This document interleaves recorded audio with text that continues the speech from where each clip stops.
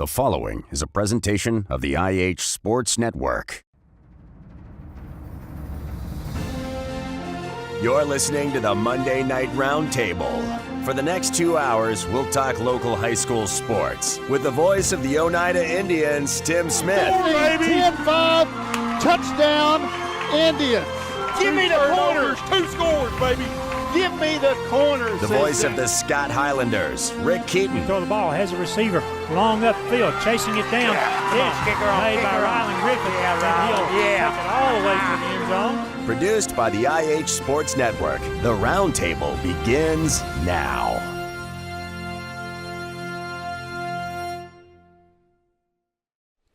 Hello, everybody, and welcome to the Roundtable on the IH Sports Network. We are live tonight from the C. Michael A. Technology Center in Helenwood. I'm Ben Garrett, joined by the voice of the Oneida Indians, Tim Smith, and the voice of the Scott Highlanders, Rick Keaton. And that's the one. Guys, we're coming off a fantastic Friday night of high school football, and now here we are. Hard to believe. We say that every year. Hard to believe it's the final week of the regular season. Huge games coming up this week. We'll be talking about that throughout the evening, I'm sure.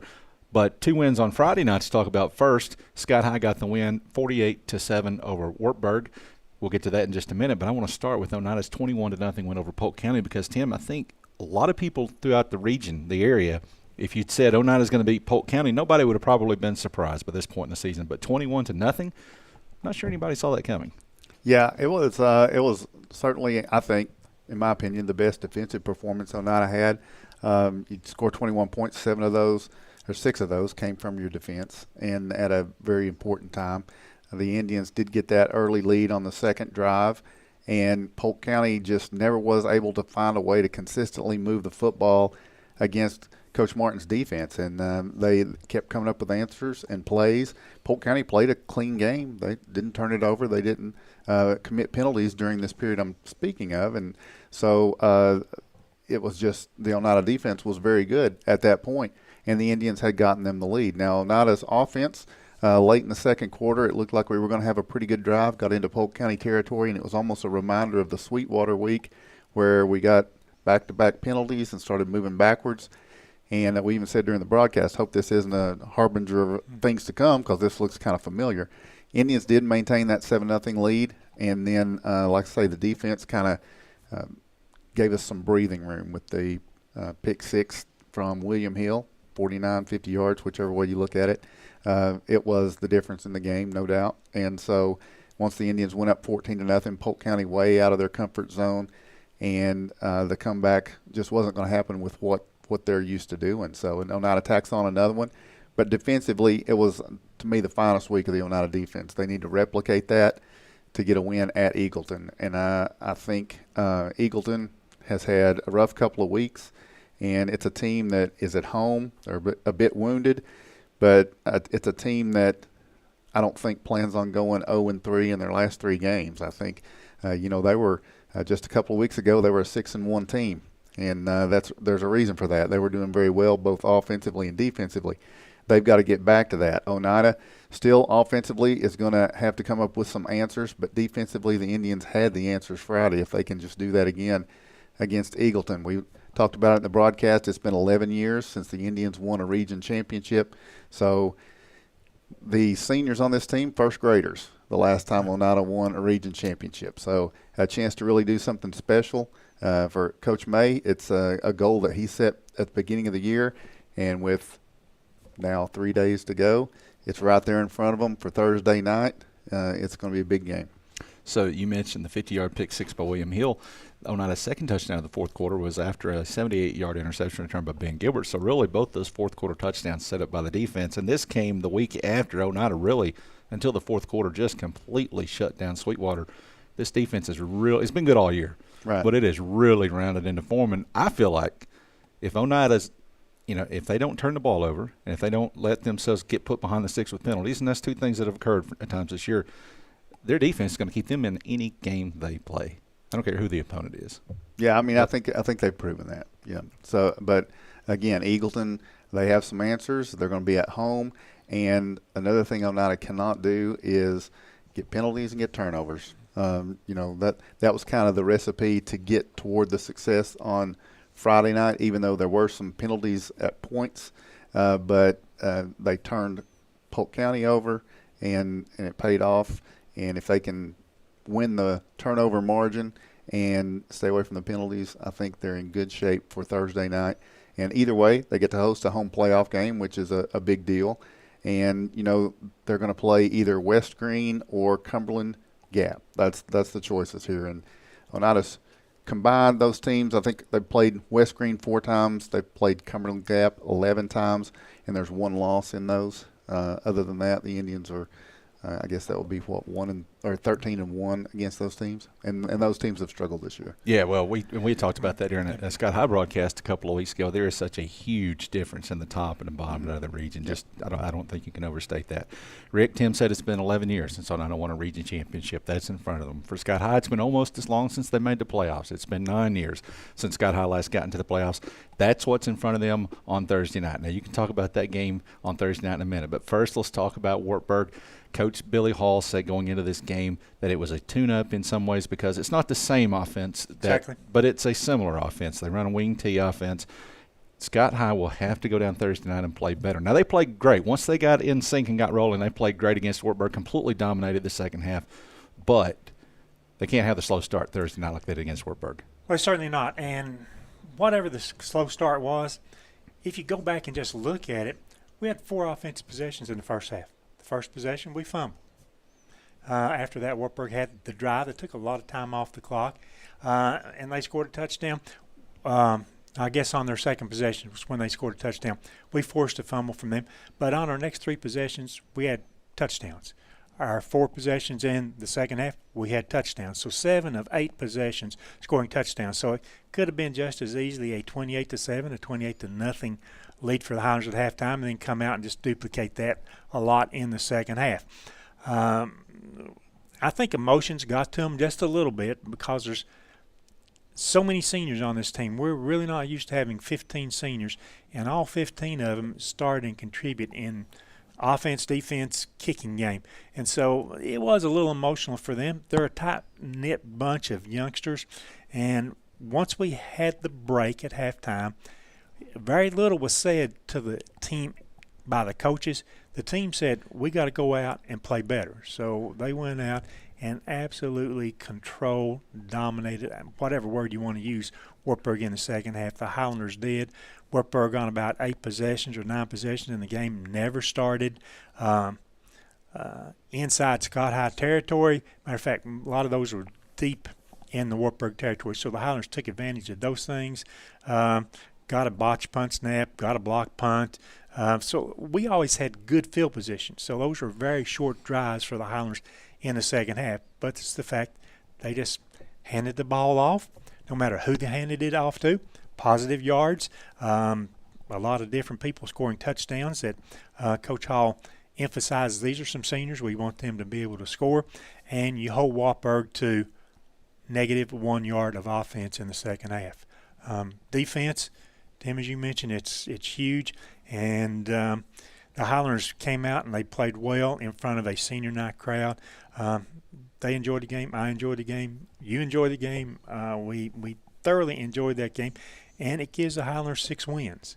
Also, you got to go back a long time, 8 or 9 years, to say they're a 6-win or better team. So that's quite a big step up after only 4 wins in the previous 4 years. So got to be happy for this bunch of kids. And I'm glad you pointed that out. When I say slow start, at no point did Wartburg slow down Scott High's offense. No, on our first possession, short kick, we drove down in their territory before we fumbled. Yeah, it was getting yards in chunks until the fumble, and then after that, a touchdown on every possession. The game was never in doubt for that reason. What Wartburg was able to do was they was able to pick up first downs and really chew up the clock in the first half. But then in the second half, the first downs didn't come. 0 yards of offense for Wartburg in the second half. So good tune-up for Scott High, I think, all in all. They got better defensively as the game went along. Mm-hmm. Obviously, Sweetwater, as Tim can attest to, he's seen Sweetwater. They have way better playmakers than Wartburg, but it is a similar type of offense that Scott High is going to play on Thursday night. A little bigger boy football. Yeah. Because you're going from a lower class up to a 3A team. So we know that they'll be competitive. And the same thing is online for Sweetwater as it is for the Highlanders on Thursday night. Yep, absolutely. All right, so that's what is at stake. We're going to take a break. When we come back, we'll talk more about the games that were played Friday night with some of our players as the roundtable continues on the IH Sports Network.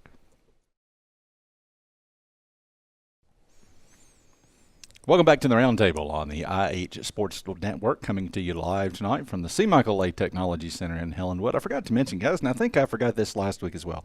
Our first segment every week is sponsored by Little's Drugs and Fountain. And Rick Heaton, I don't know if you get to Little's Drugs and Fountain for lunch, but if you don't, you need to. Occasionally. I know Tim Smith does, and I know I do, and I know that most everyone else in Huntsville does, and it's the best lunch spot in Huntsville beyond a shadow of a doubt. They got soups, they got sandwiches, they usually got baked goods, and, of course, ice cream and all the stuff you'd expect from a fountain. So Little's Drugs and Fountain. Something I didn't know about Little's until last week. Found out they have a punch card so that if you come 10 times, I think, you get a percentage off on your next sweet cabbage soup, for example. 20%. Your favorite, yeah. 20% off after 10 visits. That's right. Dwight Murphy made that happen. Are we going to point that out? You didn't. I am. I didn't. Yeah, I mean, who could make something happen like that other than him? Yeah.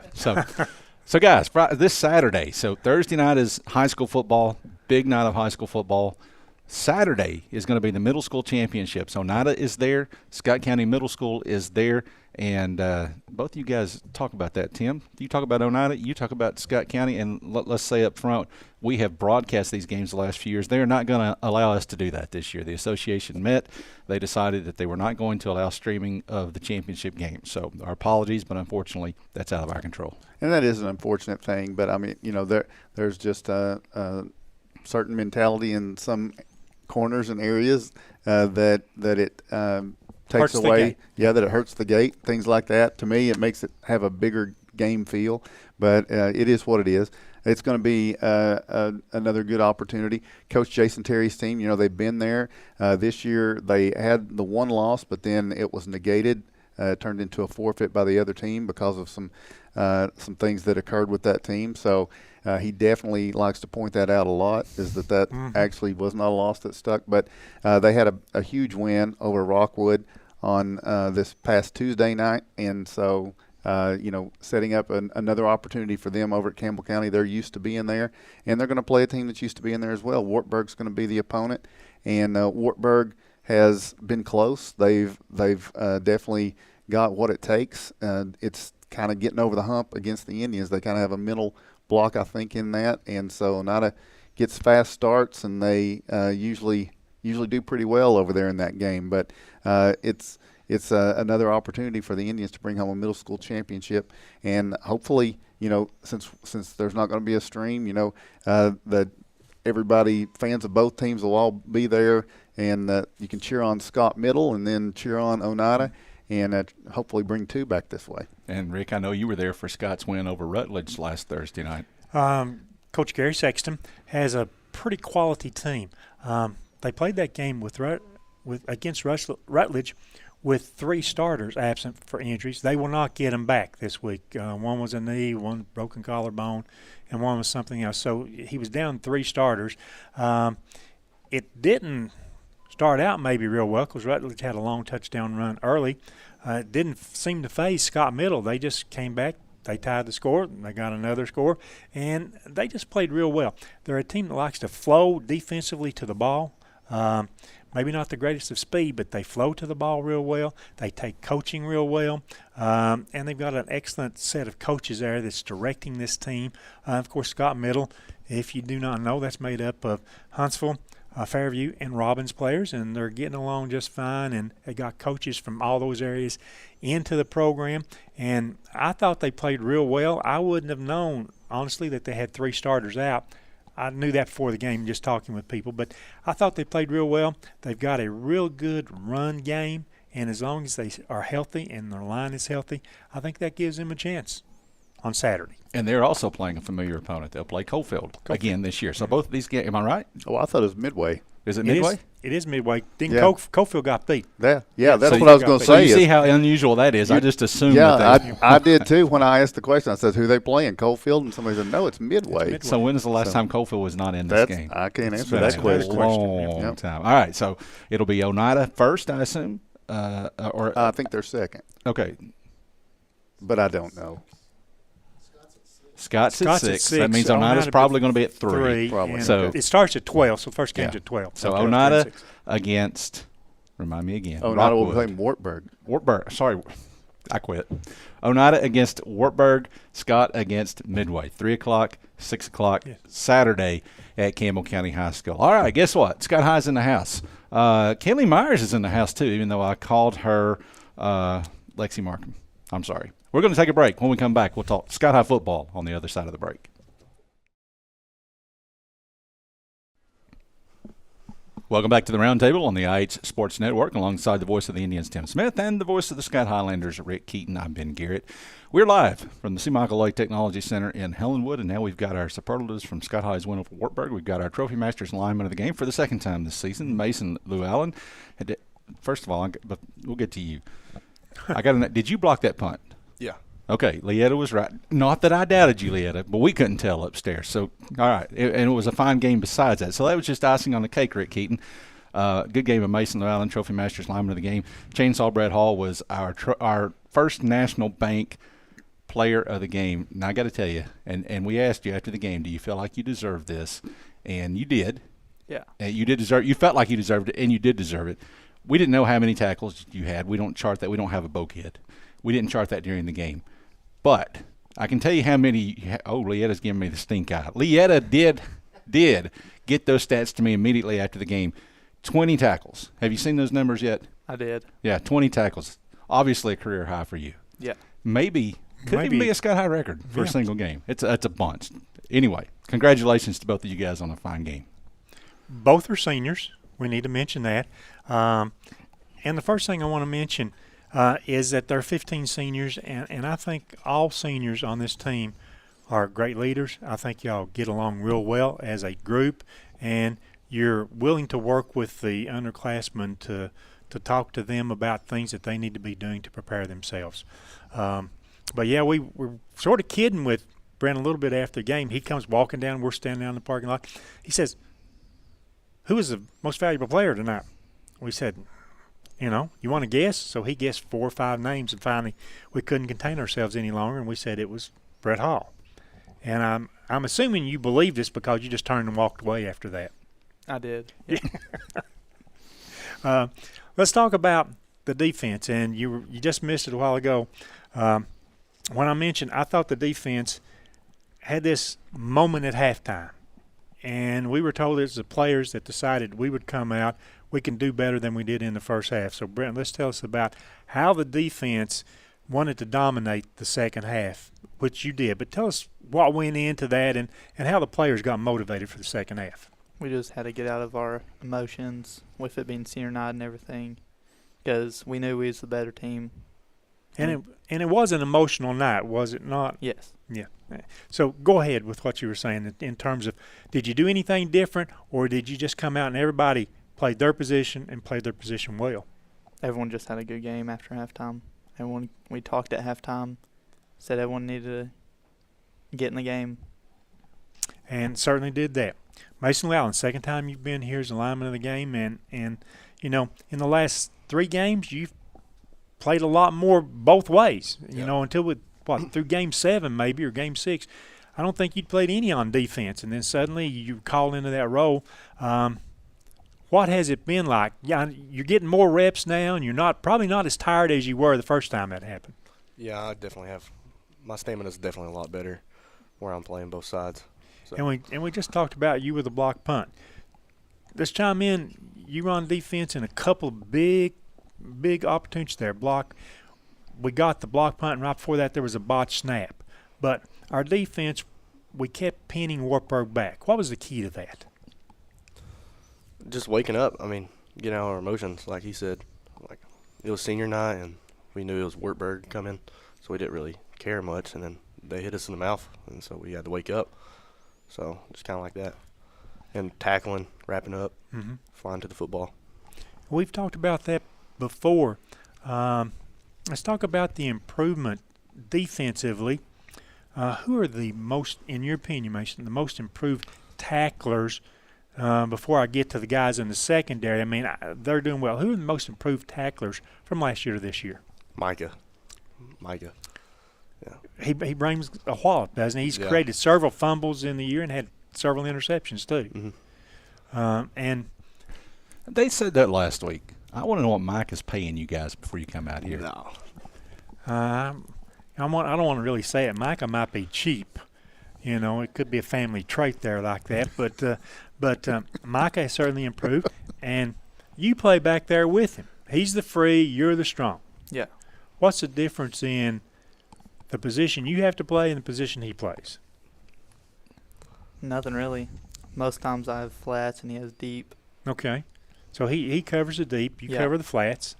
Who in the linebackers gets in your way when you're trying to go make a tackle, make a big play?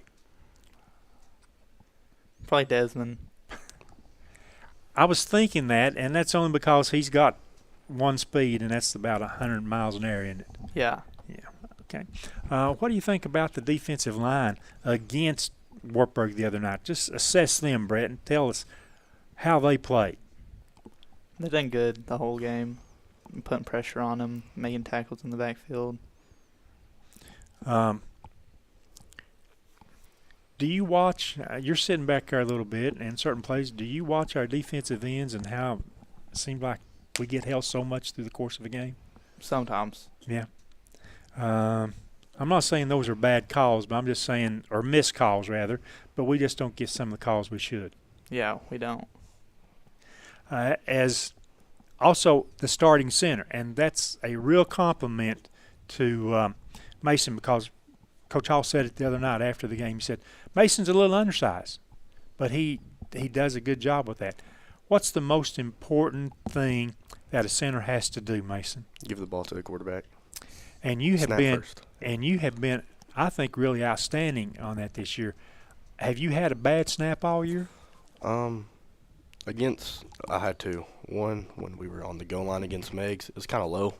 Mm-hmm. And then one when we were pinned on our own 2-yard line against Kingston. So that's the only two Yeah. out of 9 games. Yeah. You're doing well. What do we do about the penalties? Is there anything we can do about the penalties that we keep being assessed with? What, like personal fouls? Yeah, let's start with those. Those are the big ones that Yeah. add up real fast. Just being disciplined. I mean, just stop after, I guess. I don't really know about the one where Braxton and Houston got called when he was throwing it and they tackled him. I don't think that should have been one. Late hit, yeah, that was probably one against Brett. But besides that. How? He just threw you under the bus, Brett.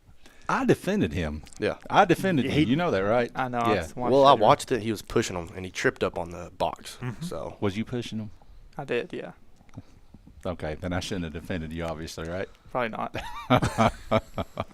We're very prejudiced, man. You should have defended him there like that. So I want to talk about your other line mates. 3 other seniors on the line. How have they grown throughout the course of the season? Yourself and the rest of the linemen. we definitely improved together. Like, we just stayed in a big bond, and we worked together. That's why I think we're pretty good with pass protection and run blocking now. We just know each other. So. Michael Bond is 105 yards, 110 yards away from having a 1,000-yard season. Really? Yeah. I didn't know. Now that we know that, can we help him get there, you think, against Sweetwater? Oh, yeah, 100%. Okay. And Friday night against Wartburg, that's all we really had to do. We didn't have to throw the ball any. We just had to run on that. So it's pretty easy that the line creating holes, and Mike was doing a good job of deciding where he wants to carry the ball. So I've given you some good information. Pass that along to the rest of the team, man. All right, yeah. On that. I want to switch to Sweetwater just a little bit. I'm sure you've watched film, 2 or 3 games that they've played. What's their biggest challenge to you, the defensive back, Brett? We just got to stop the run and not play stupid and get a bunch of flags. Is there somebody that throws that word out to the team all the time? Don't be stupid, don't get penalties. Seems like everybody that talks about it, they say, we get these stupid penalties. Wow. Why do they call them stupid, and do you agree that they're stupid? I mean, they're just penalties, and penalties happen, right? I do agree that they're stupid. 'Cause Okay. We shouldn't be hitting after the play, pushing them after the play. And you do take credit for one of those. Yeah, I do. Okay. That's okay. One a year. That's allowed. Okay. What is Sweetwater? Tim knows this real well. He called the game down in Sweetwater a couple of weeks ago. He knows this real well. Sweetwater is run first, second, third, and fourth. Right. That's all they want to do. Is it a better running game that you've seen on film than what out of the wing tee than what Wartburg had the other night? Oh, yeah.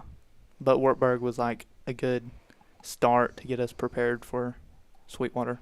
And so you can use the Wartburg game where they run the wing tee. You can use that as a training tool against Sweetwater. Okay? And what do you – I'm going to ask both of you, and I'm thinking you offense, you defense. So I want to ask Brent, what does the offense need to do on Friday night against Sweetwater? Just hold on to the ball. They like to strip it. And it's going to be rainy and muddy. Okay. And Mason, what does the defense need to do for the team to be successful? Contain the edge. Contain the edge. We had a little trouble with that the other night, didn't we? Was that in a halftime adjustment? Because everything got better at halftime. Yeah, it was. It was a halftime adjustment. Just telling our defensive ends to contain your edge and let the linebackers make the play. Okay. With so many tackles, I want to think of you as now a linebacker. Is that fair to say that you're up there? You're in that mix with Braden, Dez, and Jesse a lot? I think so. Okay, so you always wanted to be a linebacker instead of some old strong safety, right? Yeah. Okay. And I want to explain to the folks a little bit. During the broadcast, we refer to you as Chainsaw. And that's a compliment. That's no dig on you, but you had a little accident with a chainsaw a few weeks ago and kept you out of a game. Yeah. But you're fully recovered, as evidenced from Friday night. So don't be mad at us. Sometimes we give nicknames and they end up as parts of T-shirts. So that's a compliment to you, Brett. Okay. Anything, Tim? I do. Yeah, I've been sitting there thinking about. You said these two guys were seniors, and there's probably just a handful of teams, maybe even statewide, that can say you've had a 500% improvement in wins from a year before. And they're right. My math, check my math, and it could be 600% if you get one on Thursday. And whether you know it or not, you've got some freshmen that now all they know is winning. You've got some sophomores and juniors that have been watching this build, and they're watching you guys because you're seniors. And so my question for each one of you is just this, and start with Mason. Mason, what do you think and what do you want these freshmen, sophomores, and juniors when they talk about this year in Mason and what he did for the team and the impact he had on them? What do you hope they say about you? That was a good year, and the freshmen, that was a good first year. And even with the 8th graders and stuff where they're combining, I hope they bond together and be great and stuff. So I hope they know that this was the start of it. What would you tell them?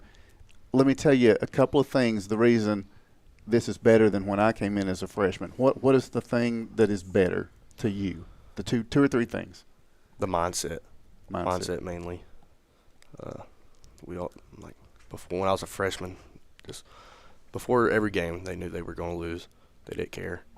Which, no hate on them, but that was a meat grinder schedule too. Mm-hmm. That was like Carter, Fulton when they were good, Austin East, who else? Anderson County when they won state. It was just a meat grinder schedule, so like that. Gotcha. Brett, what about you? What do you think? What do you think these players as they tell their friends, tell their kids even one day, we were on a really good team, and that Brett Hall, let me tell you about him. What are they going to tell about you? Hopefully that I'm a leader. They're going to talk about your tackling, obviously. 20 tackles in a game, that's something else. What would you say is the difference that you've seen in this team over the 4 years you've been there? Why is this year so special? The discipline. Like used to, if something didn't go our way, we just put our heads down. Mm-hmm. But this year we don't put our heads down. We just go back out there. And Rick's right. I've seen Sweetwater, so let me just give you this. Sweetwater, you can get them down, but it's a storied program, and they'll always believe they can come back. So you got to make sure you squash out any belief on those guys that they can come back. Take care of business from the whistle to the last whistle, because you guys are the better team. I've seen both teams. You guys are the better team. Go out there and get them. Mason, we talked to Houston last week, Houston Stanley, and he's primarily a defensive player. Got called upon against Meigs County to play on the offensive line, and he made no bones about it. He didn't like playing it. He didn't want to play it, and he didn't want to do it again. How about you, as someone who has been playing a lot of offensive line and been playing an increasing role on the defensive line as the season's gone along? Do you like playing both ways? I do, yeah. I do. So if you had to pick one as your favorite, which would it be? I used to hate center. Like, I used to not want to play it at all. But I love it now. So probably center. Oh, yeah. So to me, the center is a guy that nobody ever talks about you when you're doing good. Yeah. But one bad snap, and everybody says, well, that was the center's fault, that bad snap to the quarterback. Yeah. Right? Yeah. So you like that challenge? Yeah, I do. Yeah. All right, so you're a quiet guy. And we had Houston on last week. He's a quiet guy. Eli Kidd has been on here. He's a super quiet guy. Who brings the loud vocal leadership on that line? I think I know the answer, but I want to hear it from you. Who on the line, either side, brings the leadership from a vocal standpoint? I don't even know. Maybe Jaden Para. Yeah. He might talk. Yeah. Either him or Hayden Mason, maybe. Well, Yeah. Caleb's quiet too, right? Yeah, he's really quiet. Yeah. Yeah. So you guys are a quiet bunch. Yeah. All right. Chainsaw Brett Hall. Rick does all the talking. He doesn't give you guys a chance to talk. But I want you to tell us how you got the name Chainsaw Brett Hall, because I want to know, how do you put a chainsaw on the side of your leg? I was cutting down a tree for a tree stand, and it just bounced back. Yeah, get Wait a ready for minute, deer wait a minute. season. Yeah. I mean, let me tell you how you got the name Chainsaw. So during the games, Rick usually calls you Brent instead of Brett, but you know that. Yeah. And so I said last week I wanted a sound effect of a chainsaw firing up every time you made a tackle. We didn't have that. We were going to have H make a chainsaw noise, whom, every time you made it. But then we decided he'd be down there whom the whole game, and we didn't do it. But anyway, so I want either one of you guys or both of you guys take this question. One of my first memories in high school in 1993, I was a freshman at Scott High School. They beat whoever they beat. I don't remember who, to qualify for the playoffs. Somebody came out of the field house, same field house you guys are coming out of now, and yelled into the night, "We made the TSSAA playoffs," and there was such exuberance there because it was the first time since 1984 that they'd made the playoffs. So it's 9 years. Now it's been the same amount of time since you guys have made the playoffs. What does this game mean Thursday night for this program and this opportunity that's in front of you? It means a lot.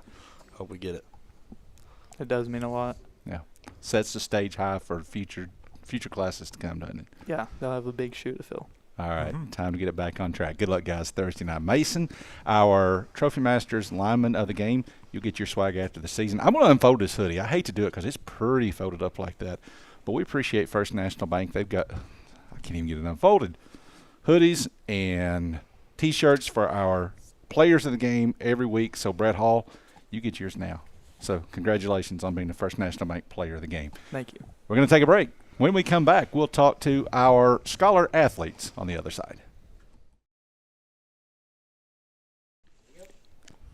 Welcome back to the Roundtable on the IH Sports Network, live tonight from the C. Michael Lay Technology Center in Helenwood. Tim Smith, Rick Keaton, Ben Garrett, Eli Rector, and Jocelyn Floyd.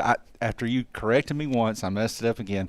These are our One Bank of Tennessee scholar athletes. Tim Smith, this is the segment where we celebrate the academic prowess of some of these guys that are putting in all the work that they put in on the field or the court or whatever it may be, and then also excel in the classroom. Eli is a senior member of the Oneida golf team. His season's done. His high school career is almost done, and he's got a GPA that close to 4.0.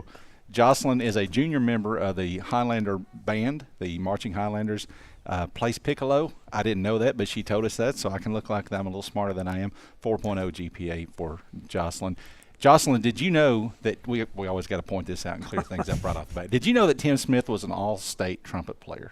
I did not. He That's was. awesome. No, Yeah.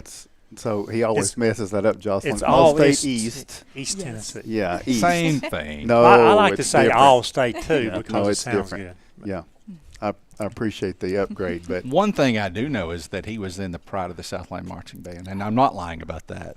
Wow, that's amazing. Well, that's awesome. Yeah, but let's hear about you all. That's what we're here for, right? Yeah. So because now, and I do know band, but now something I don't know is golf. And so I'm going to start with Eli here. So Eli, I know that Eli also received one of the prize packs. As a fan of the game, Eli leads the student section down there. And Eli, this man right over here, Greg Bond, and his wife Tanya, they were responsible for putting that pack together. What did you think about that prize pack? I thought the Mark Matthews sticker, the Hello Darling one, was awesome. And I'm going to have to find a special place for that. It's a collector's item. Yeah. Well, that's great. I'll let Mark know that. But now, so you go from Friday nights, you're just cheering like crazy, you're getting fan of the game. But tell me about golf and how many matches do you guys play? We had like about 20 this year. My goodness. And our team got a lot bigger this year from previous years, and it's been growing in popularity. But golf practice, it's very easy, it's fun, and I can see why a lot of people would want to start playing it. So what age did you first take a golf club and play? My freshman year. I was 14. So you never played golf before your freshman year? Nope. What caused you to do that? My brother, Caden, he asked me to go with him, and I thought it was a lot of fun. Yeah. So what have you found to be the hardest aspect of playing golf? I'll tell you mine after you tell me yours. Driving. What is the problem there? What happens usually? I slice it and I'll hook it. I mean, it's all over the place. See, that's the same thing for me, but mine was probably a little more severe. I played a couple times. You mentioned Mark Matthews.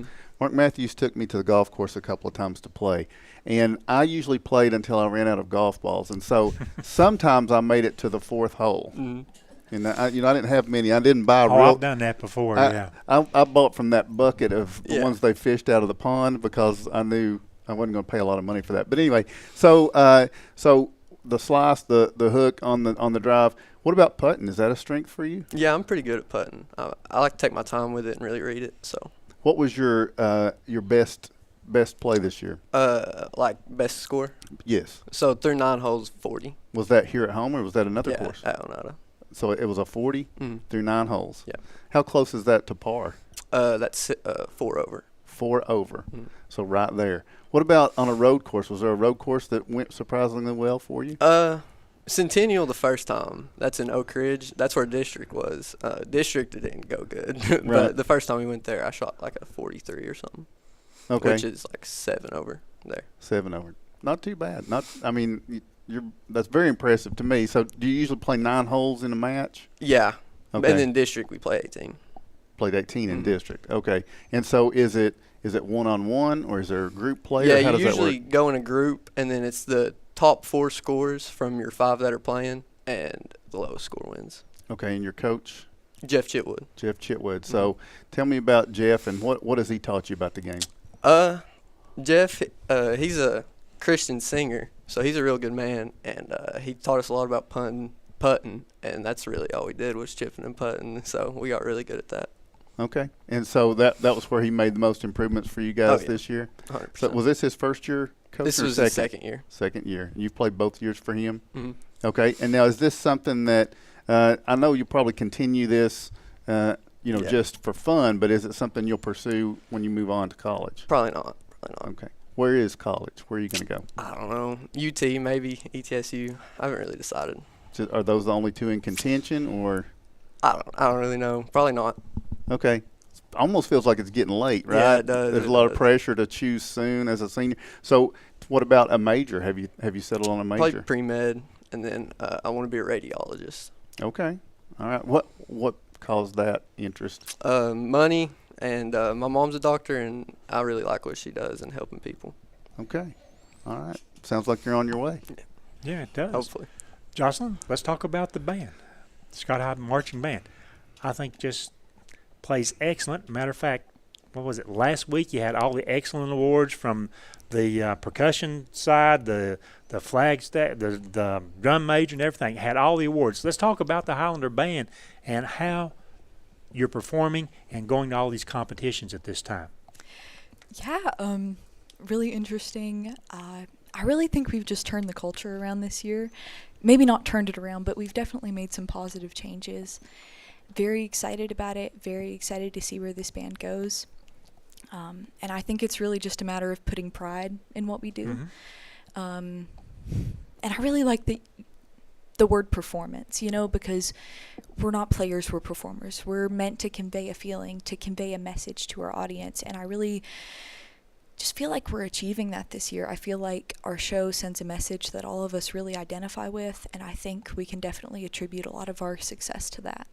Tim has said a few times when we were talking about the band members, it's not so much about performing on Friday nights, that's part of it, but band folks live for the competitions on Saturdays. Is that right? In a way, and I think that was definitely more true in past years, but I don't think I can understate how much we have just bought into our football team this year. In past years, we definitely were working for those competitions, but now I feel that our culture has changed. We just really have a football team we've put ourselves behind, and we're just so excited to get out there and support those guys. I can't explain how proud I am personally and how proud we are of a band of them. If I were to ask you to write an essay, I would love for that to be in the essay of why I'm in the band and what the band means to the school, because that's excellent. Now, the instrument you play is a piccolo. You play that like this, Rick. Well, a while ago you were playing it on the right side, so I'm not sure how you play it, Ben. I'll watch Jocelyn on Thursday night then. Is the band going to the ball game? Yes, sir. Yes. Good. How many seniors? There are not very many seniors on the band, is there, this year?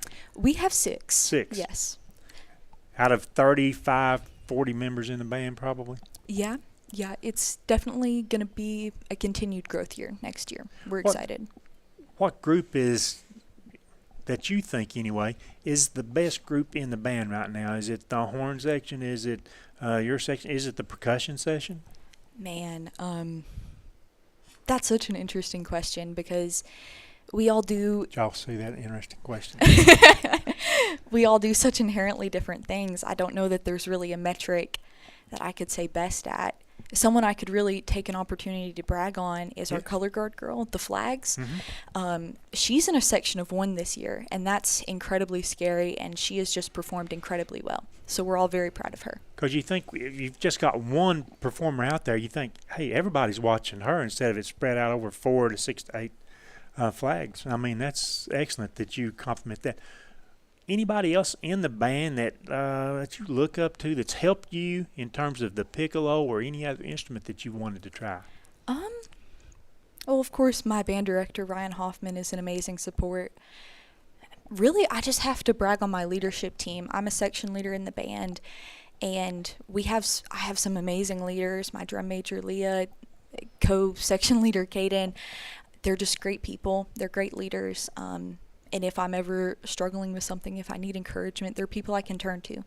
And I really appreciate that.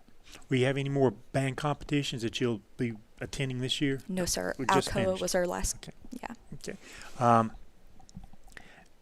As you prepare to go forward, as you go to college, and I'm assuming with that 4.0 that you're headed that way, do you want to be in a band at the school you choose? I don't think so. And what is going to be your major when you go off to college? Well, I want to do chemistry, but I'm really invested in the education side right now. So I'm thinking post-secondary education. What's your best subject that you have in school? Ooh, my best is probably English. Okay. But you said chemistry. Tie that in. Well, I have a lot of favorite subjects. The thing I enjoy about English is the ability to articulate and the ability to pull in abstract concepts into one cohesive body.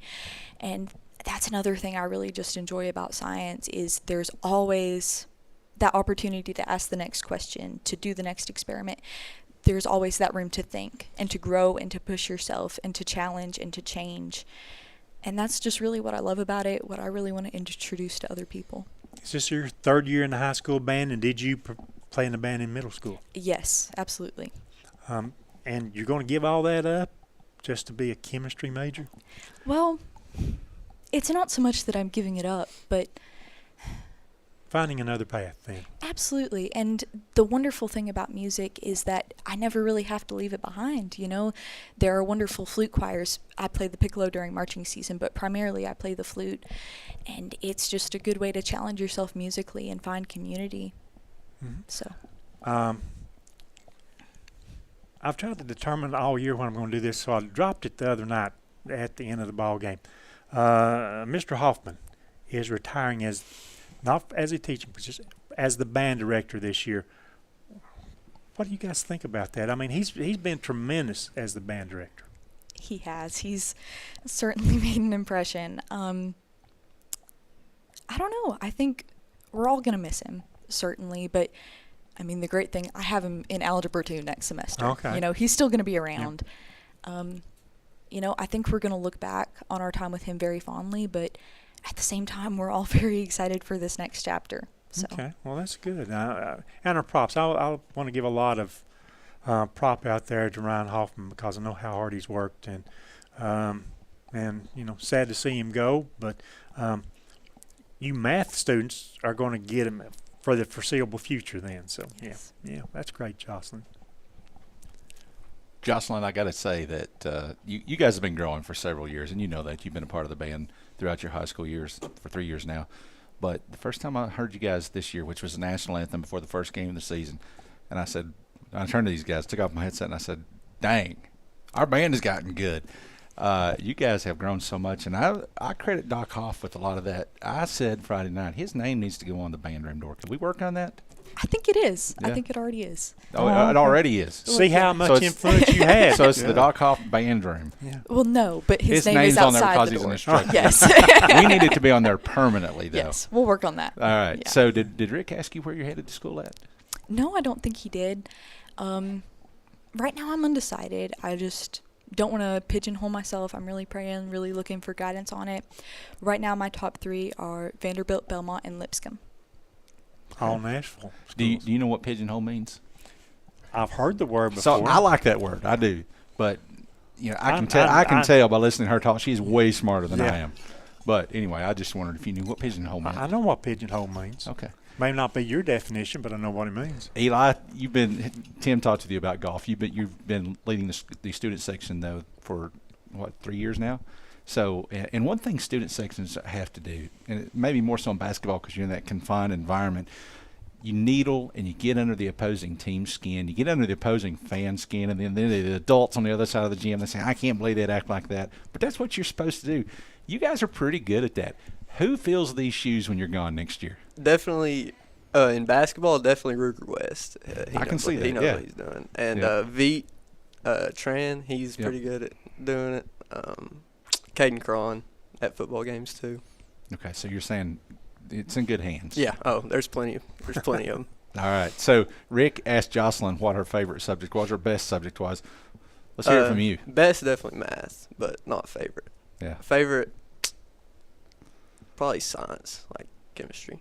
All right. Prediction on Thursday night's game. W. Yeah. Yeah. Easy? Yeah. Like lopsided? Mm-hmm. Okay. Prediction, you guys are going to be there. You think so too? It's a win. Yeah, and I hope so. Hope you're both right. All right, so Eli Rector and Jocelyn Floyd, our One Bank of Tennessee Scholar athletes. Hey, guess what? Ben Gilbert and Brady Burt finally made it. They're late, but they're here. So we'll take a break and come back and talk to them right after this. Welcome back to the Roundtable on the IH Sports Network. We are joined now by our Oneida superlatives from Friday night's 21-0 win over Polk County. We've got our offensive lineman of the game, Trophy Masters lineman of the game, Brady Burke, and we have got our First National Bank player of the game, Ben Gilbert. Old hat for both of these guys. I think this is the third time this year that we've had Brady with us and the fourth time this year that we've had Ben with us. You can correct me if my math is wrong. No, I mean, I don't keep a running total, so I'm not sure. Yeah, so somebody has to. Well. It's not Tim. It's not me. It must be Greg. Greg. That's Greg's job. So anyway, they made it here, and I called them out. But let's put the blame where the blame is due. It's Jimmy May's fault. So I want to clear that up. So go. Okay. He said it, not me. I didn't say it. I didn't say it either. So Brady, a big night on Friday night versus Polk County. It's a team that that came up to Oneida and got a win last year, and in what was wound up being a disappointing season, didn't make the playoffs, and Polk County was part of that reason. You guys exacted some revenge Friday night. What do you feel like was the difference? I think the main difference was just getting lined up right. We went over it on film last year. A lot of times, this guy was in the wrong gap or didn't fit the run right. So we worked on that all week, just getting lined up, getting where you're supposed to be. Was there ever a point in this game where there was something that felt like, hey, we got to clean this up or we're not going to get this game? Was there a time in the game that you got a little concerned, stressed, worried about the way things were going? Yeah, they had this drive on offense where they got two kind of big chunk plays and got, I think, down on our 20, but we ended up stopping them and getting the ball back. But I was worried there for a second. Yeah, early in the game, that would have tied the game, right?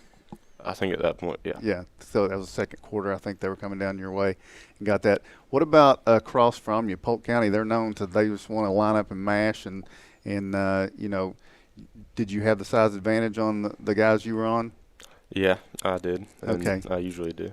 Yeah, that's true. I'm going to say this. Mark and I, usually, so we roll in like right before the game a lot of times, pretty close to the game. Credit to Kevin Akers getting things going. But we got there Friday night and got a chance to walk around the field. And I hadn't been field level with you guys in pads, and I certainly with Brady. And I forgot who you were. When I looked down there, I said, Mark, who is that? He said, that's Brady Burke. And I mean, just in pads, in that big 77 and 78 that helped me. He's come on late in the season. Michael. So, and I mean, we got some big guys out there. I didn't realize Reese is imposing in the pads and things like that. So, do you guys have the advantage most weeks on the other teams? Yeah, I'd say most of the time we do. We got big line. We got Jackson. He's pretty big as well. Right. Is it going to be like that this week? Eagleton, what's their line look like? They got a really big left tackle, and the rest of them are pretty big too. But I think we're probably about even. We might be a little bit bigger. So. Okay. So what most concerns you about them? They got a lot of good athletes. So if they can get it out into space, then that's a little concerning. So. Okay. Okay, Ben, so the first question I want to ask you is, and we need to just call out Jesse Zachary here, because you were running back with the ball, and you could have gotten the end zone, and Jesse was out there trying to block for you. He just wasn't able to get it done. What could he have done differently? No, that was completely my fault. That play's been in my head all weekend. I should have cut it back towards the middle. I played that block wrong, but Drayton ended up getting it in, so it didn't matter. Okay, so but that was a big play. Did you think you were going to get it in, or what were you thinking as you were returning it? Did you think, I've got this? At the start, I was, and I saw 23, and he was beating us off the edge every night just because how fast he was. Yeah. So I was like, I'm just going to have to, play with the block right, and I did, and I should have done it differently. But, yeah, no, he's really fast, and so, yeah, I had high hopes until I saw him. So to clear this back up, not on Jesse. No, that was on me. That was completely on me. You could tell also, if you've watched it, right? You could tell Jesse was fighting the urge for the block in the back, wasn't he? Yeah. I mean, and the credit to him, he did not do it. Yeah. And so we wound up getting down inside there and getting that score. So talk about this game, because it was we were leading 7-0, but I mean it was a very tenuous game, nerve-wracking game. They're a good team. Yeah, no, I thought our defense was playing well, and we would. If we, had to punt the ball away, they'd get it, around 20 or 10 or so. And I felt like it would be hard for them to drive on us, just play after play after play. And then, they wound up getting one good pass play, and then they busted a run, and then we ended up getting a stop in the red zone or right outside of it. So, yeah, I just felt like, as long as our defense just kept playing like it did and didn't allow any busted plays, that would be all right. So Eagleton, you faced them twice, and Oneida's beaten Eagleton twice, but this team we knew was just going to keep getting better as the school grew, and they've got a good group of seniors that know what they're doing. They started out 6-1. From watching Eagleton throughout this year, what do you think has happened? Have they just run into better teams than they played, or is there something going on in their play that they seem to have dropped off on? I think they've just ran into better teams. I think the Polk County score surprised everybody, but then South Green's a good team, and so yeah, I'd say it just kind of has to do with competition level. And they were at South Green, right? Yeah, they were. Yeah. So Thursday night, a chance to win the region, and we talked about this at the end of the game the other night, but and I talked about it at the beginning of here tonight. And last time Oneida won a region, you were a first grader, Brady. So what do you remember about that? Not a thing. Not a thing. Yeah, no memory of that. So how does that feel to know that that is possibly out there, that you could do that for the first time in this team's memory? You could win the region. It's very exciting, just because, as long as I've been watching, we've come close. We've played for a couple, but we've never been able to win it.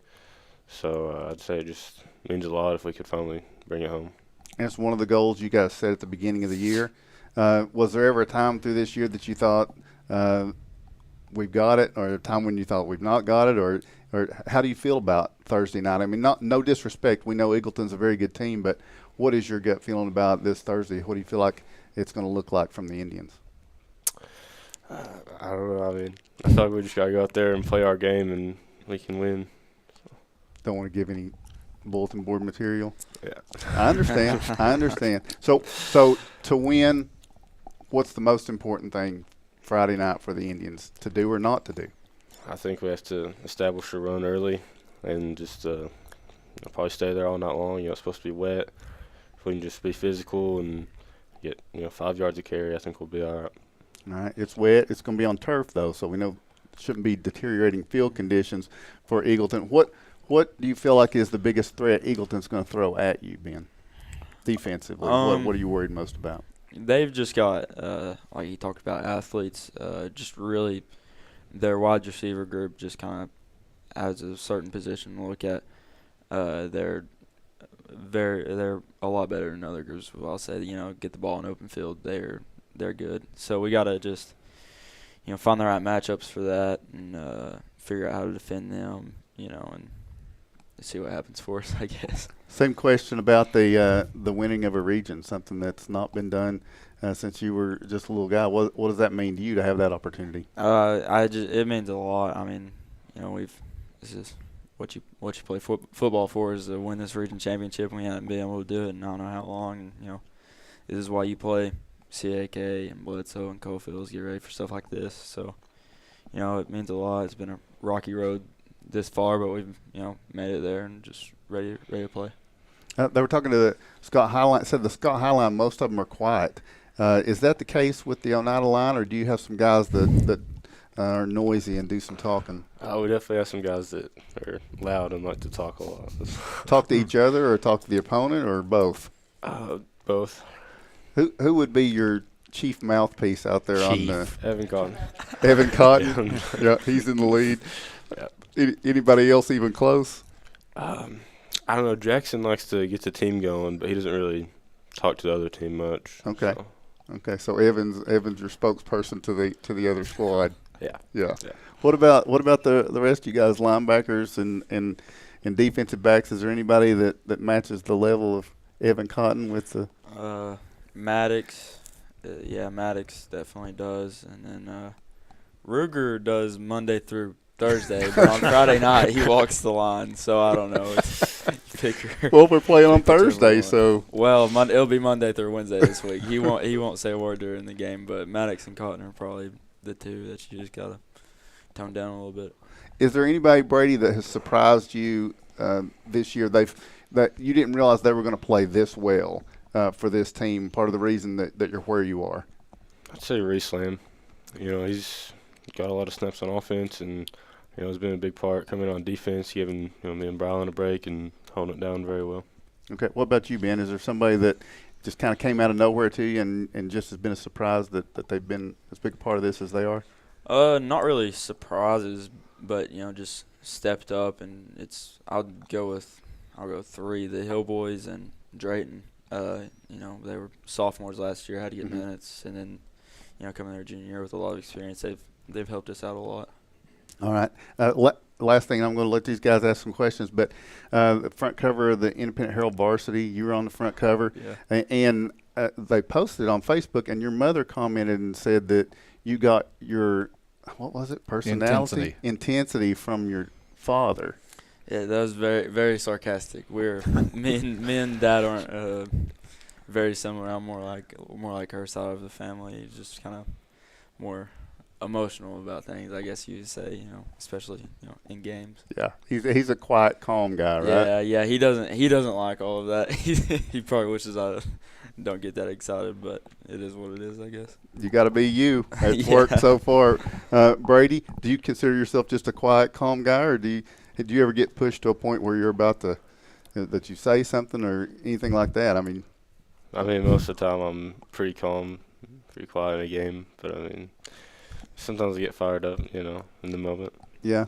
So you just take care of business, don't you? Yep. I think you do. Quiet, calm. So are you more like Dad, or are you more like Mom? I'm thinking. I know who I think probably, but I don't want to offend anybody. I'm more like my dad in that way. So. No offense, Mom. Hey, I want to something we probably not asked you much about this season when you've been on the roundtable, but it boils down to the fact, for 3 years, primarily defense. Now you're getting to run the ball, play a lot on offense. But the thing we've never mentioned is the fact you also punt for the team. How did that come about, and has anybody worked with you to be the punter? Yeah, me and Colby Morgan worked a lot on it together, especially part of my sophomore year. I just was really interested in it and worked on it a lot, and it's just kind of stayed with me. And I think Caden Rector was the punter my sophomore year, so I just kind of stayed at practice and punted with him. And then junior and senior year, I've got the opportunity to punt. Brady, I want to ask you, football in your future after high school? I don't know yet. Still kind of. Would you like for an opportunity like that? Yeah, if it comes from the right place. Right place. And if you had that opportunity, offense or defense when you get to a college program? In college, I'd say offense. So. Is that the one you would prefer right now, offense to defense on your team? Most of the time, yeah, I'd say offense now. If I'm recovering a fumble for a touchdown. Well, yeah, that was pretty fun, right? Yeah, it's hard to beat those moments. Yeah. As they come to you like that. You got to keep those moments coming because defensive points, they add up, right? Right. You've surely heard from somebody, right? Have you had any offers, or? I don't have any offers. No. Nobody? That's surprising to me. Well, guys, for once in my life, I have nothing to add because you stole the question I had, which was Sarah got the great picture of Ben whistling the Robin Hood theme song or whatever he was doing. And I just wanted I wanted the clarification, too, that you asked for. So, but, guys, big game on Thursday night. Good luck against Eagleton in this last game of the regular season. Ben Gilbert, our First National Bank player of the game, and Brady Burke, our Trophy Masters lineman of the game. One more break and one more segment to go on the roundtable.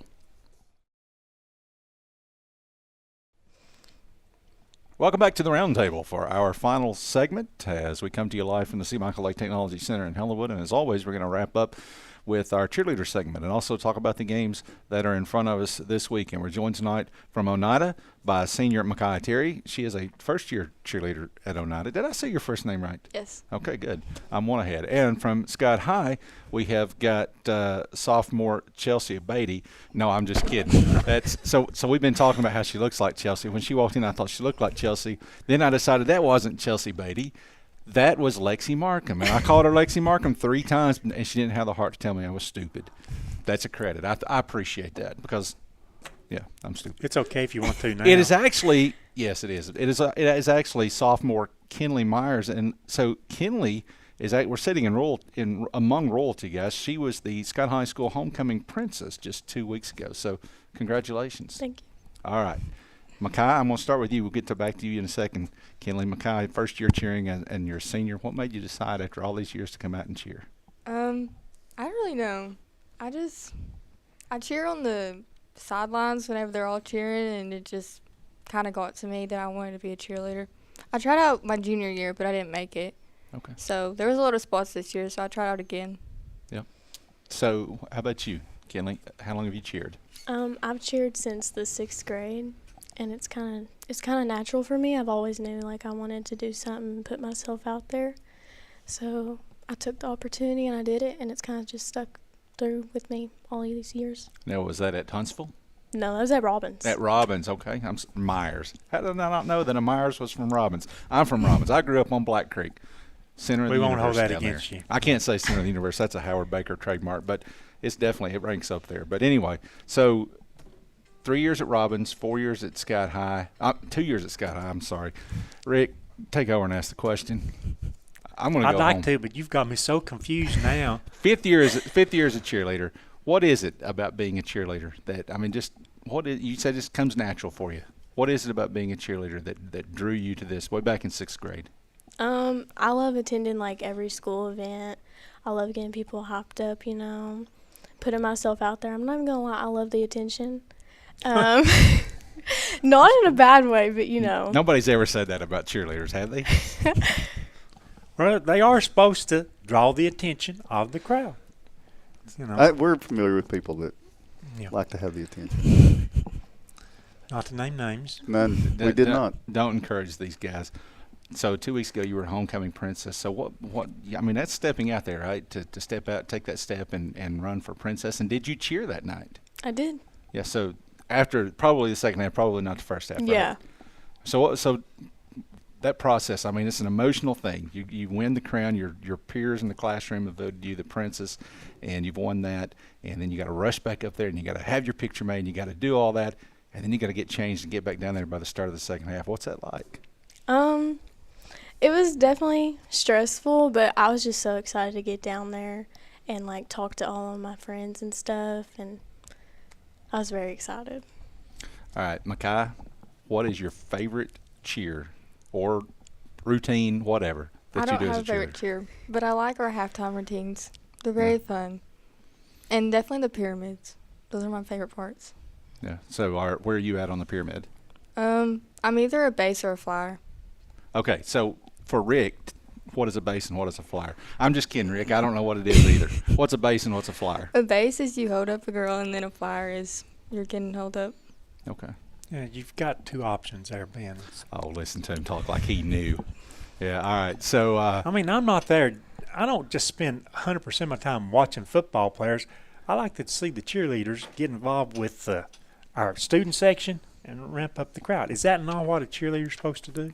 Yes. So Kinley has been through this. She did it last year as a freshman, and of course in middle school too. We're getting towards the end of football season, and we'll skip right into basketball after that. Less than a month, we're going to be playing basketball, and you're going to be on the basketball court.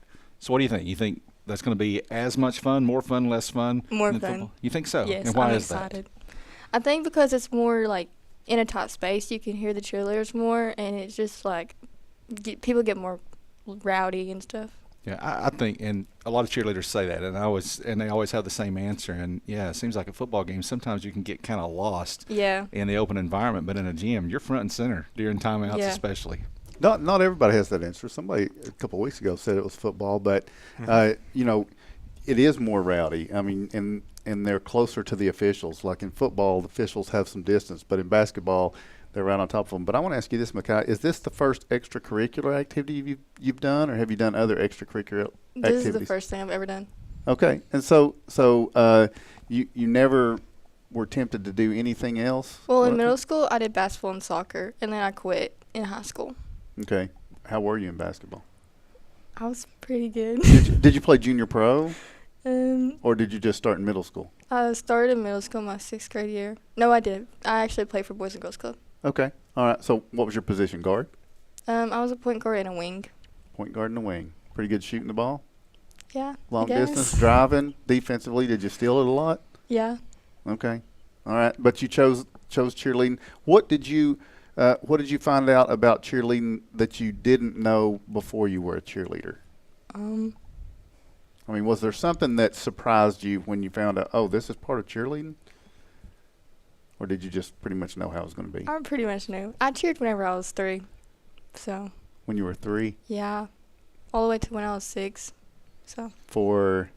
Storms. For Storm football. Mm-hmm. Okay. So you kind of knew a little bit about that. Yeah. Okay. So has there been a football game that has seemed like it was the most fun this year? I know up until last week, weather been pretty good, but last week looked like you guys would be pretty cool down there on the sidelines. Yeah. My favorite game would probably be Coalfield, even though we didn't do good. But What was it about that game? it's our biggest rival, and so everybody wants to beat them, and everybody was just being very rowdy and stuff. Okay. Same question. Was there a game this year that stands out to you more like that? That was the best game this year. That was the most fun this year. Probably when we played Austin East, because honestly it was kind of unexpected to come in and get like such a big lead on them. Mm-hmm. But it was really fun. Okay. I expected it. Maybe I'm the only one there who did expect that. Do you do anything else other than cheerleading? Any other sports that you're in, or any other groups you're in school? I play softball. Play softball. Yep. And how long have you been playing softball? Since the 7th grade. 7th grade. So you'll be a sophomore once again in the spring sport, right? Yeah. Okay. We don't have a coach there yet, do we? Yeah, we do. One's been named. Okay. Mm-hmm. Can you share that with us? Chad Markham. Chad Markham. Lexi Familiar Markham's name. father. Yep, Yes. heard that name before. Yes, indeed. Now, you probably didn't know Chad Markham was a basketball coach at Scott High. I many didn't years know ago. Matter of fact, I'm not sure his own daughter knew that until I was talking to her a few weeks ago. From the cheerleading standpoint, you've got one senior. That's Lexi Markham. Who else has helped you come along in the cheerleading path? It can be your mother. It can be your older sister. Who's helped you in the cheerleading path? Well, definitely my mom, because she's always showed up for every single event we've had. She's always taken time out of her day to like help me and make sure I'm prepared for anything we do. So I want to ask both of you, and I don't think we've asked it this entire season until we get to what is our final regular season roundtable. Tell us about the sport of cheerleading. How hard is it? How much time do you put into it? He's going there, Tim. Yep. Well, I hadn't got there yet, but I'm thinking about it. Talk to us about the time you put in and how hard is it? How much training you have, physical training you have to do to be a cheerleader? Conditioning, you have to do that first to get, so that takes a lot of time. And then we also have to do the run-throughs, which takes a lot of time and a lot of practice because you have to make sure it's right.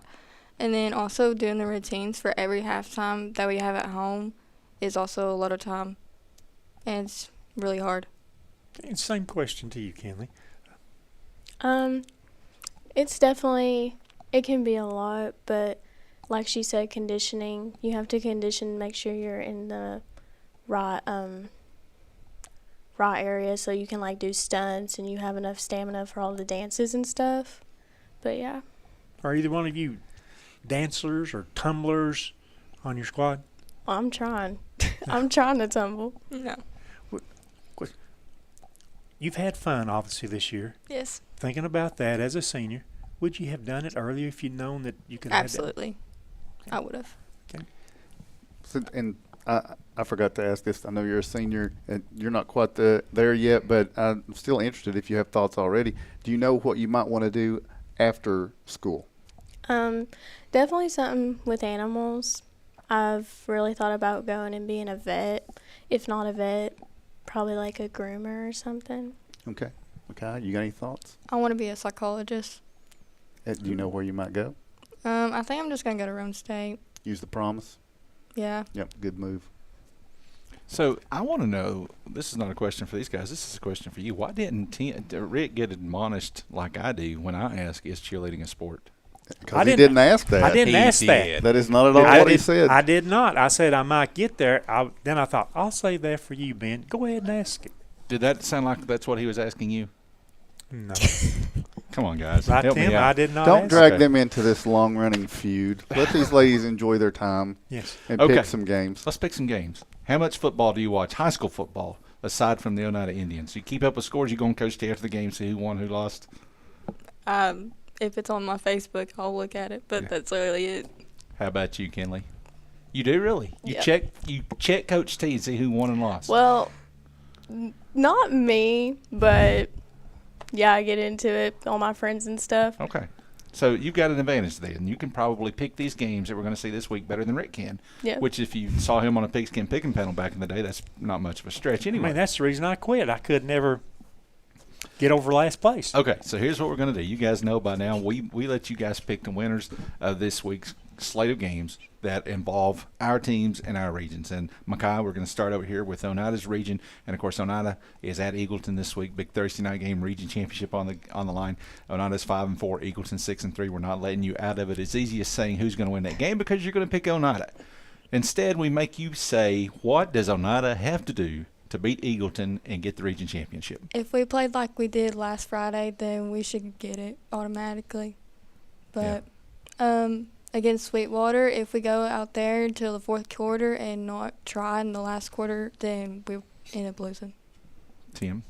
I agree with her. Pretty blunt and straightforward, wasn't she? Don't turn it over and don't get penalties. Yep.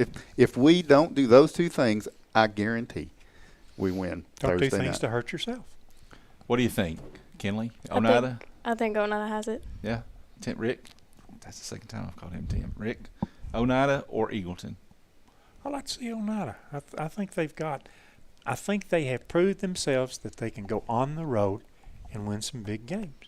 And I hope that continues. And I think Oneida's defense is absolutely a force to be reckoned with. Eagleton's going to struggle with that. So, all right, Tellico Plains is at Polk County. Now, Tellico Plains, everybody said coming in, Micaiah, that Tellico Plains was the team to beat. Well, they're last right now. Still in the playoffs, but they're last. They can change that, though, with some help if they beat Polk County this week. Tellico Plains is 5-4. Polk County's 4-5. So, on paper, anything can happen. It's at Polk County. What do you think? Tellico Plains. You're going to take Tellico. You're taking the upset, Tim? Did they win last week? They did, didn't they? Tellico Plains is coming off a win over Smith County. Traditionally strong program, even though they were struggling. Where is the game? It's at Polk County. I think I'm going to go Polk County, just on home field. What do you think, Kinley? Can I change my answer? It's a home game. It is, yes. So Polk County. Okay, that's fair. I think Polk County. Yeah, Rick? Polk County, home team. Okay, so, I'd say Polk County as well. So we'll make it unanimous there. All right, those are the only two games, of course, in Oneida's region because they've only got 4 teams. So every time I look at you, I almost say Lexi. Kinley, Scott is at Sweetwater. Scott High is 6-3. Sweetwater's 5-4. One of these teams is going to the playoffs. One of these teams is not going to the playoffs. Everything rides on Thursday night.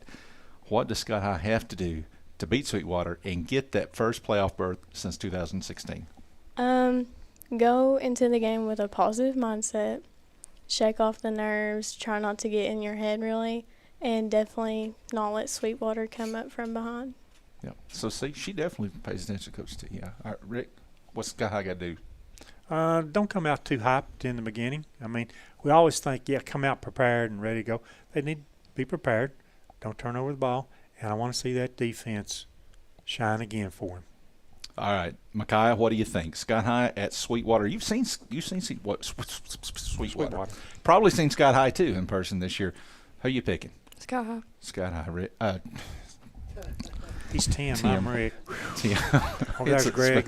So I'm going to say again, because you're on the road, you don't turn it over and you don't get penalties. But also on the road, and this goes for Oneida too, you're going to face a moment of adversity and question of the outcome of this game and just overcome that. I mean, I say just. It's like it's easy. It's not easy. But Scott High's the better team. Okay. Kingston is 6-2. They're at Meigs County. Meigs County is 8-1. This is for the region championship, so a lot riding on this game. Kingston coming off a win over Rockwood. Meigs County coming off a win over Austin East. Who's going to win that game and win the region championship, Kinley? I want to say Meigs. I want to say Meigs too. I'm going to say Meigs. Meigs. You're right. Meigs. It's going to be Meigs County. Austin East. Now, they're 1-8. They have struggled. They're at McMinn Central. McMinn Central 6-3, having a pretty good season. They're coming off that win over Sweetwater. Rick Heaton says that at some point Austin East is going to spring an upset. Well, they certainly didn't do it against Meigs County last week. They got beat 47-6. But this could be the week. Austin East, nothing riding on this game for them. They're shut out of the playoffs no matter what. They're at McMinn Central. What do you think? I think McMinn's got it. Yeah. What do you think, Rick? I think AE shut it down, and I give the win to McMinn. McMinn. Agreed. McMinn. This is my upset pick. I'm going Austin East. Over McMinn Central. At McMinn. At McMinn Central. I am. That would be Quite the pick.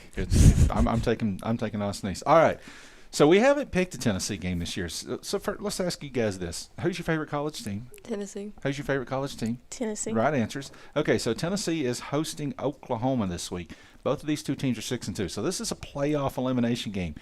It's also a night game. First night game this season at Neyland Stadium. It's going to be a blackout game they've announced.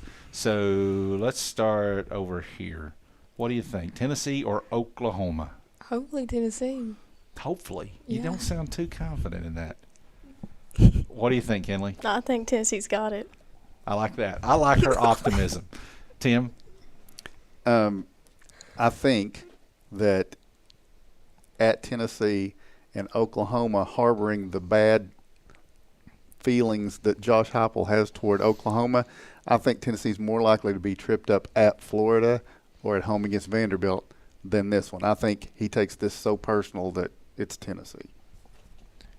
With a great big 100,000 people behind Tennessee, I think Tennessee. I think the crowd and the noise will make a big difference. I'm taking Oklahoma. Well, they're definitely going to score a lot. Yeah. Well, Oh, yes. You know what? So they're. I know you guys are wanting to go home. Everybody's wanting to go home. One thing about this game, Oklahoma, since joining the SEC, has not scored more than 27 points in a game. Did you know that? I didn't. They No. have not. Tennessee has not given up less than 31 points in a game this season. Rick Heaton, did you know that? I knew that. Something's got to give this week, obviously. All right. So Micaiah Terry and Kinley Myers, thank you guys for joining us. Good luck Thursday night, final game of the regular season. We will be on the air at 6 o'clock Thursday night with the Rogers Group pregame show. Our game time, start time will be at 7 o'clock. Hopefully we will see you then. Until then, thank you to Greg Bond behind the controls, Leetta Boyd guarding the door, Tim Smith, Rick Keaton. Thank you. Good night.